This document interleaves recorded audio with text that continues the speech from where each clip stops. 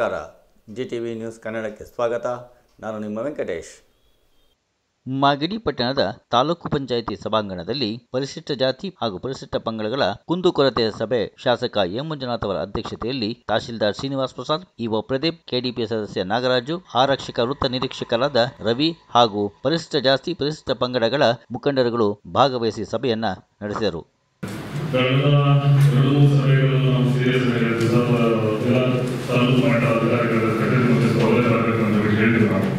But ಆದರೂ ಸಹ ನಾವು ಮುಂಚಿತವಾಗಿ ನೋಟಿಸ್ ಕಳಿಸಿದ್ರು ಸಹ ಏನು 4-5 ಅಧಿಕಾರಿಗಳು ಉದ್ದೇಶಪೂರ್ವಕವಾಗಿ ತಗೊಂಡೋಗಿರೋದು.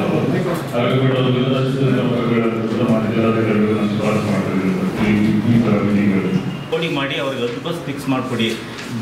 ಮನೆ ಕೊಟ್ಟಿದ್ದೀರಲ್ವಾ, ಗ್ರಾಮ ಠಾಣ ಅಂತ ಮಾಡಿ.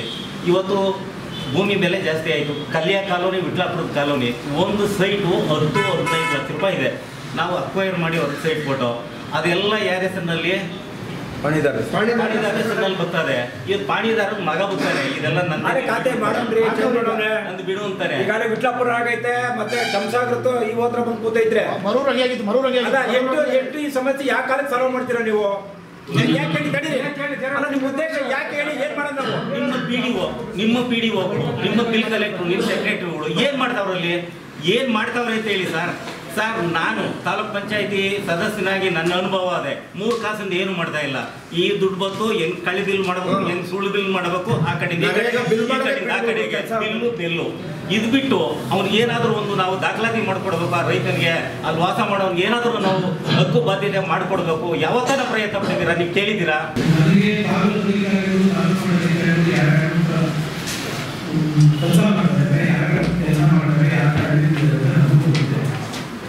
ನಾನು ಎಲ್ಲೆಲ್ಲಿ ಒಂದು ರಿಪೇರಿ ಮಾಡಬೇಕು, ಎಲ್ಲಿ ಬೇರೆ ಬ್ರೇಕ್ ಹಾಕಬೇಕು ಅಂತ ನಾನು ಮಾಡ್ತಾ ಇದ್ದೇವೆ. ಕೆಲವು ಸಂದರ್ಭದಲ್ಲಿ ಕೆಲವರಿಗೆ ಗೊತ್ತಾಗದೆ ನಾವು ಅವನ್ನ ಈ ಒಂದು ಪರಿಸ್ಥಿತಿಯಲ್ಲಿ ಒಂದೇ ಪರಿಸ್ಥಿತಿಯಲ್ಲಿ ಕೆಲಸ ಮಾಡ್ತಾರೆ. ನಾನೇ ಸಾರ್ವಜನಿಕ ಕೆಲಸ ಮಾಡ್ತಾ ಇರ್ತಕ್ಕಂಥ ಎಲ್ಲರೂ ಸಮಸ್ಯೆ. ಈ ತಹಸೀಲ್ದಾರ್ ಬಂದ್ಬೇಕು, ಎಷ್ಟು ಸಾಗುವಳಿ ಪತ್ರ ಕೊಟ್ಟವ್ರೆ, ಸಭೆಗೆ ಮಾಹಿತಿ ಹೇಳ್ಬೇಕು. ಸುಮ್ಮನೆ ಕಾಟಾಚಾರದ ದಲಿತ ಸಭೆ ಮಾಡಬೇಡಿ ದಯವಿಟ್ಟು. ಯಾಕೆ ತಡೀರಿ, ಸಾಗುವಳಿ ಪತ್ರ ಕೊಡ್ತಿದ್ಬೇಕು, ನೀವು ಸಭೆ ಯಾಕೆ ಮಾಡ್ತೀರಾ? ನಿಮ್ಮ ಕೈ ಆಗಲ್ಲ ತಾನೆ. ಖರ್ಚು ಎತ್ತಿ ಖರ್ಚು ಸಭೆಗೆ ಏನ್ ಪ್ರತಿ ಸಾರಿ ಆಟೆ ಉತ್ತರ ತಗೊಂಡು ಮನೆಗೆ ಹೋಗಕ್ಕೆ ಇಷ್ಟ ಇಲ್ಲ. ಹೇಳಿ ಮಾತಾಡೋರ ನೀವು, ನಿಮ್ಮ ಕೈ ತಡೀರಿ. ನೀವು ಒಬ್ಬ MLA ಅವರು, ನಿಮ್ಮ ಕೈಲಿ ಎಷ್ಟು ಸಾಗುವಳಿ ಪತ್ರ ಕೊಟ್ಟಿದ್ದೀರಿ? ಎಷ್ಟು ಜನ ನೀವೇ ವಿಫಲ ಆಗಿದ್ದೀರಾ? ನೀವೇ ವಿಫಲ ಆಗಿದ್ದೀರಾ? ಹೌದು, ಎಲ್ಲಿ ಮಾಡ್ತಿದ್ದೀರಾ? ಕೇಳಿ MLA ಇಲ್ಲ ದಯವಿಟ್ಟು ಮಾತಾಡಬೇಡಿ. ನೀವು ಪ್ರಶ್ನೆ ಕೇಳಿದ್ರಿ, ಉತ್ತರ ಕೇಳಿದ್ರಲ್ಲ, ಉತ್ತರ ಕೊಟ್ಟಿಲ್ಲ. ಕೇಳಿ ಒಂದು ನಿಮಿಷ. ನೀವು 4 ವರ್ಷದಿಂದ ಕೊಟ್ಟಿಲ್ಲ. ಹೌದು, ನೀವು ಸಮಿತಿಲಿ ಸದಸ್ಯರ ಕೆಲಸ ಹೇಳಿ. ಕಮಿಟಿ ಹಿಂಗಾಗಿ 18ರಿಂದ ಆಯ್ತು.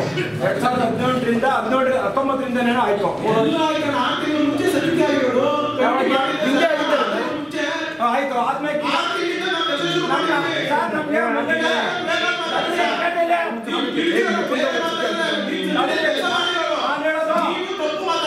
ಐವತ್ತು 53 ಮುಂಜೂರಾಗಿರೋಣ. ಯಾಕೆ ಇಶ್ಯೂ ಮಾಡೋಕ್ಕಾಗಿಲ್ಲ? ನಿಂತ ಕೈ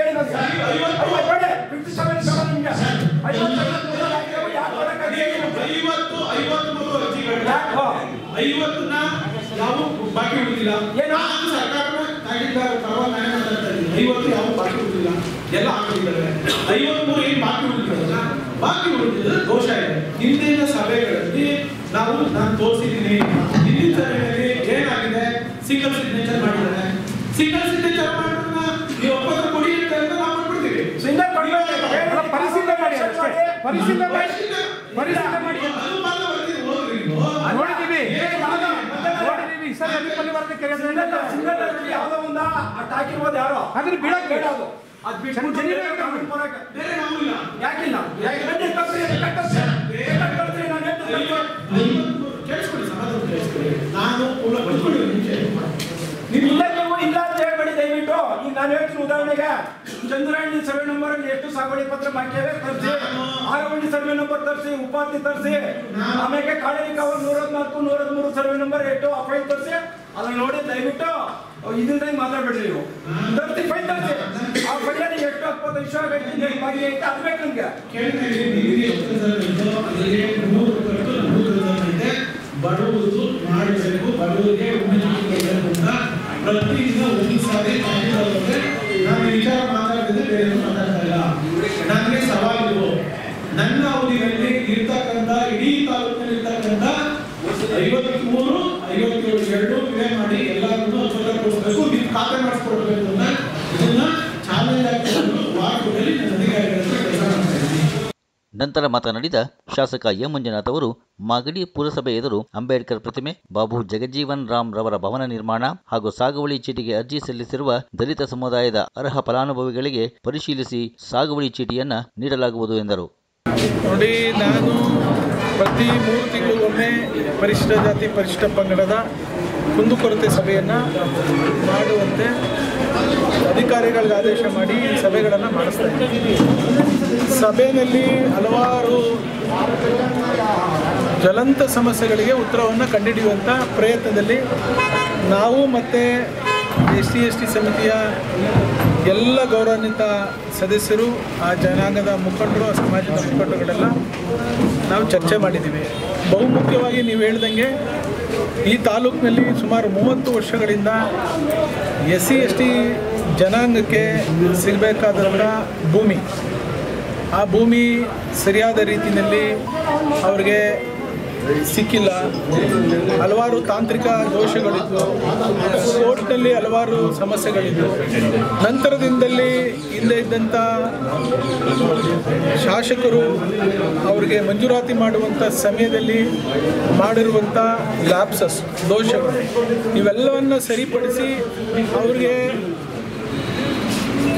ಸಂಬಂಧಪಟ್ಟಂಥ ಭೂ ದಾಖಲೆಗಳನ್ನು ಮಾಡಿಸ್ಕೊಡೋಂಥ ವಿಚಾರದಲ್ಲಿ, ಆ ಭೂಮಿಗೆ ಸಂಬಂಧಪಟ್ಟಂಥ ಗ್ರಾಂಟ್ಗಳನ್ನು ಮಾಡುವಂಥ ಸಂದರ್ಭದಲ್ಲಿ ಕಾನೂನು ರೀತಿಯಾಗಿ ಸಮಂಜಸವಾಗಿ ಇವತ್ತು ಅದನ್ನೆಲ್ಲ ಕೈಗೆತ್ತಿಕೊಂಡಿದ್ದೇವೆ.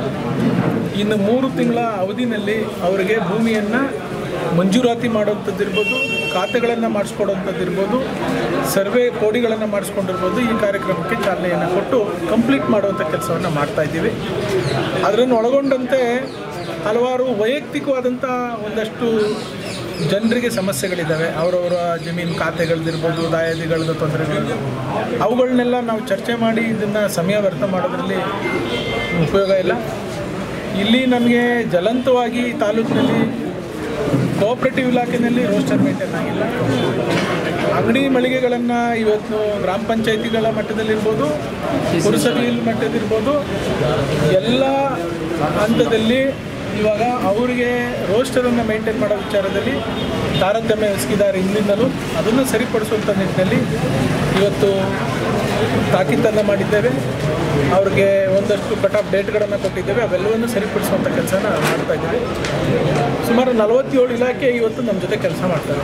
ಎಲ್ಲ ಇಲಾಖೆನಲ್ಲೂ ಕೂಡ ರೋಸ್ಟರ್ನ ಅಳವಡಿಸ್ಕೊಂಡು, ಪರ್ಸೆಂಟೇಜ್ನ ಅಳವಡಿಸ್ಕೊಂಡು, SC/STಗಳಿಗೆ ಬರುವಂಥ ಅನುದಾನ ಇರ್ಬೋದು, ಅವ್ರಿಗೆ ಏನೆಲ್ಲ ಸರ್ಕಾರದಿಂದ ಬೆಂಬಲವನ್ನು ಕೊಡ್ತದೆ ಅವೆಲ್ಲವನ್ನು ಪಾರದರ್ಶಕವಾಗಿ ಅವ್ರಿಗೆ ಮುಟ್ಟುವಂಥ ಕೆಲಸವನ್ನು ನಾವೆಲ್ಲ ಪಕ್ಷಾತೀತವಾಗಿ ಇವತ್ತು ಕೂತ್ಕೊಂಡು ಚರ್ಚೆ ಮಾಡಿ ನಿರ್ಧಾರ ಮಾಡಿದ್ದೇವೆ. ಇದನ್ನು ಬರೀ ನಿರ್ಧಾರ ಅಲ್ಲ, ಇದು ಕ್ರಮ ಆಗಬೇಕು ಅಂತೇಳಿ ತಾಕೀತನ್ನು ಕೂಡ ಮಾಡಿದ್ದೇವೆ. ಅದು ಆಗ್ತದೆ. ಸರ್, ಸಾಕಷ್ಟು ಅಧಿಕಾರಿಗಳು ಬಂದಿಲ್ಲ ಅಂತಾರೆ ಸಭೆಗೆ. 4-5 ಇಲಾಖೆ ಅಧಿಕಾರಿಗಳು ಬಂದಿರಲಿಲ್ಲ. ಅವ್ರು ನೋಟಿಸ್ ಕೊಟ್ಟಿದ್ದೀವಿ. ಅವ್ರ ಮೇಲೆ ಶಿಸ್ತು ಕ್ರಮ ತೆಗೆದುಕೊಳ್ಳೋಕ್ಕೆ ರೆಸಲ್ಯೂಷನ್ ಕೂಡ ಮಾಡಿದ್ದೇವೆ. ವಿಶೇಷವಾಗಿ ಅಂಬೇಡ್ಕರ್ ಪುತ್ಥಳಿಯನ್ನು ನಿರ್ಮಾಣ ಮಾಡಬೇಕು ಅಂತೇಳಿ ಇವತ್ತು ದೊಡ್ಡ ಮಟ್ಟದಲ್ಲಿ ಚರ್ಚೆ ಆಯಿತು. ಆಮೇಲೆ ಪುತ್ಥಳಿನ ನಿರ್ಮಾಣ ಎಲ್ಲಿ ಆಗಬೇಕು ಅಂತ, ಎಲ್ಲಿ ಸ್ಥಾಪನೆ ಆಗಬೇಕು ಅಂತ ಕೂಡ ಚರ್ಚೆ ಆಯಿತು. ಇವತ್ತು ಅಂಬೇಡ್ಕರ್ ಭವನದ ರಸ್ತೆ, ಪುರಸಭೆಯ ಕಚೇರಿ ಏನಿದೆ ಅದರ ಮುಂಭಾಗದಲ್ಲಿ ಅಂಬೇಡ್ಕರ್ ಪ್ರತಿಮೆಯನ್ನು, ಪುತ್ಥಳಿಯನ್ನು ಇಲ್ಲಿ ಅನಾವರಣ ಮಾಡುವಂಥದ್ದು ಜವಾಬ್ದಾರಿಯನ್ನು ನಾನು ಮತ್ತು ನಮ್ಮ ಸಮಿತಿಯವರನ್ನು ತೆಗೆದುಕೊಂಡಿದ್ದೇವೆ. ಅಲ್ಲಿ ಅಂಬೇಡ್ಕರ್ ಪುತ್ಥಳಿಯನ್ನು ಮಾಡುವಂಥದ್ದು ಡಾಕ್ಟರ್ ಬಾಬು ಜಗಜೀವನ್ ರಾಮ್ ಅವರ ಭವನಕ್ಕೆ ಈಗೇನು ಪ್ರೀ ಮೆಟ್ರಿಕ್ ಹಾಸ್ಟೆಲ್ ಇದೆ, ಆ ಹಾಸ್ಟೆಲ್ ಜೊತೆಯಲ್ಲಿ ಅಲ್ಲಿ ಖಾಲಿರುವಂಥ ಜಾಗನ ಸೇರಿಸ್ಕೊಂಡು ಅಲ್ಲಿ ಭವನವನ್ನು ಕಟ್ಟೋದು ಅಂತೇಳಿ ಹಿಂದಿನ ಸಭೆಯಲ್ಲಿ ತೀರ್ಮಾನ ಆಗಿತ್ತು. ಅದಕ್ಕೆ ಜಾಗದ ಒಂದು ಬದಲಾವಣೆ, ಖಾತೆ ಬದಲಾವಣೆ ಆಗಬೇಕು. ಸಂಬಂಧಪಟ್ಟ ಇಲಾಖೆಯಿಂದ ಅನುಮತಿ ತೆಗೆದುಕೊಂಡು ಅದನ್ನು ಕೂಡ ಮಾಡಿ ಅಲ್ಲಿ ಮುಂದಿನ ದಿನದಲ್ಲಿ ಡಾಕ್ಟರ್ ಬಾಬು ಜಗಜೀವನ್ ರಾಮ್ ಅವರ ಭವನವನ್ನು ಅಲ್ಲಿ ನಿರ್ಮಾಣ ಮಾಡುವಂಥದ್ದು ಈಗ ಹಾಲಿ ಅಂಬೇಡ್ಕರ್ ಭವನ ಏನಿದೆ ಅದಕ್ಕೆ ರಿನೋವೇಷನ್ ಮಾಡೋಕ್ಕೆ ಈಗಾಗಲೇ ನಮಗೆ 10 ಕೋಟಿ ಹಣ ಬಂದಿದೆ ಪುರಸಭೆಗೆ. ಅದರಲ್ಲಿ ಏನು 22.5% ನಾವು SC/STಗೆ ಉಪಯೋಗಿಸ್ಬೇಕು. ಅದರಲ್ಲಿ ಅದು ರಿನೋವೇಷನ್ ಕೂಡ ಮಾಡೋಂಥದ್ದನ್ನು ಮಾಡ್ತೀವಿ. ಮುಂದಿನ ಅಂಬೇಡ್ಕರ್ ಜಯಂತಿ ದಿನದಂದು ನಾವು ಅಂಬೇಡ್ಕರ್ ಪ್ರತಿಮೆಯನ್ನು ಮಾಡಿ ಅದೇ ಜಾಗದಲ್ಲಿ ಜಯಂತಿಯನ್ನು ಮಾಡುವಂಥ ಕೆಲಸ ಮಾಡ್ತೀವಿ. ಧನ್ಯವಾದಗಳು. ಈ ಸಭೆಯಲ್ಲಿ ಶಾಸಕ ಎ ಮಂಜುನಾಥ್, ತಹಸೀಲ್ದಾರ್ ಶ್ರೀನಿವಾಸ್ ಪ್ರಸಾದ್, ಇಒ ಪ್ರದೀಪ್, ಆರಕ್ಷಕ ವೃತ್ತ ನಿರೀಕ್ಷಕರಾದ ರವಿ, ಕೆಡಿಪಿ ಸದಸ್ಯ ನಾಗರಾಜು, ಪರಿಶಿಷ್ಟ ಜಾತಿ ಪರಿಶಿಷ್ಟ ಪಂಗಡಗಳ ಮುಖಂಡರುಗಳು ಹಾಗೂ ಎಲ್ಲಾ ಇಲಾಖೆಯ ಅಧಿಕಾರಿಗಳು ಭಾಗವಹಿಸಿದ್ದರು. ಇದು ಇವತ್ತಿನ ಮಾಗಡಿಯ ಸುದ್ದಿ ಸಮಾಚಾರ. ನಿರಂತರ ಸುದ್ದಿ ಸಮಾಚಾರಕ್ಕೆ ವೀಕ್ಷಿಸಿ ನಿಮ್ಮ GTV ನ್ಯೂಸ್ ಕನ್ನಡವನ್ನು. ವಂದನೆಗಳು.